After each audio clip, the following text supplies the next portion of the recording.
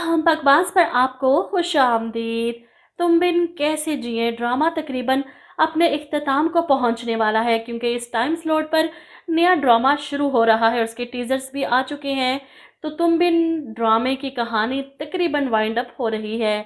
हर कोई अपने हिस्से का अंजाम भुगतने वाला है, ख़ास तौर पर माही, जिसके बारे में मैंने प्रेडिक्ट किया था कि फ़हद के चुंगल में ऐसे फंसेगी कि अपनी इज्जत से भी जाएगी। और ऐसा ही कुछ होने वाला है। फ़हद इसे अपनी माँ से मिलवाने के बहाने अपने घर ले आता है और यहाँ खाली साएं साएं करता घर देखकर माही को घबराहट होने लगी है। इसका दिल कह रहा है कि कुछ गलत होने वाला है और वो इस बात का जिक्र फ़हद से भी करती है कि हम बाहर किसी रेस्टोरेंट में मिल लेते हैं, मेरा दिल बहुत घबरा रहा है। लेकिन फ़हद इसे बाहर जाने देगा तो वो जाएगी ना। जो कुछ ज़ारा के साथ इसने किया, जिस तरह इसकी इज्जत उछाली, इसके साथ भी तो वही होना चाहिए था। किसी से शादी करने के काबिल ही नहीं रहेगी। बहरहाल इधर आप देखेंगे कि साद ज़ारा के करीब आने लगा है, इसे मोहब्बत करने लगा है, इसे देखकर मुस्कुराने लगा है। और ये इस बात का सबूत है कि इसके दिल में पहले से ही मोहब्बत थी ज़ारा के लिए, बस एहसास अब जाकर हुआ। ज़ारा ने अपनी सास के डर से साद को बेड पर जगह तो दे दी, लेकिन साद ज़ारा के इतने करीब आकर इसे महसूस करने लगा है।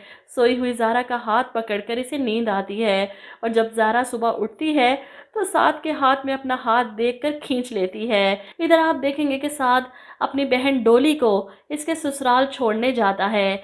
उसे घर में देखकर अदनान अपनी हरकतों से बाज नहीं आता। तुम फिर मुंह उठाकर आ गए, तुम्हारा आना तो यहाँ पर बंद है। इस पर साद कहता है मैं सिर्फ अपनी बहन को छोड़ने आया था। और यहाँ पर अदनान अपनी हकीकत इसके सामने लाता है। ये वही जगह है जहाँ तुमने मुझे थप्पड़ मारा था और ज़ारा ने भी मुझे थप्पड़ मारने की कोशिश की थी, और देखो मैंने तुम्हारे साथ क्या किया, कैसा बदला लिया तुमसे और ज़ारा से। तुम्हारी मंगनी टूटी और ज़ारा का इस घर में आना बंद हो गया। इसे कहते हैं एक तीर से दो शिकार। अब पीछे खड़ी इसकी बीवी इसके मुंह से सारी सच्चाई सुन लेती है। इसको तो हैरत का झटका लगता है कि साद और ज़ारा सच कह रहे थे, ये सब कुछ इसके शोहर का किया धरा है। वो वापस पलटती है, अपना बैग पैक करती है यहाँ से जाने के लिए। अदनान कमरे में आता है और उसे देखकर रोकता है, ये क्या कर रही हो तुम? इसकी बीवी यहाँ से चली जाएगी तो अदनान कहाँ जाएगा? अपनी बीवी की वजह से तो वो इस घर में मौजे कर रहा है। वो इसे रोकने की कोशिश करता है, जिस पर वो चिल्लाती है, सिर्फ ज़ारा की ज़िंदगी बर्बाद नहीं की तुमने, इस घर की हर लड़की पर नज़र है तुम्हारी। मुझे एक लम्हा भी अब तुम्हारे साथ नहीं रहना। अपने कानों से तुम्हारी हकीकत सुन चुकी हूँ।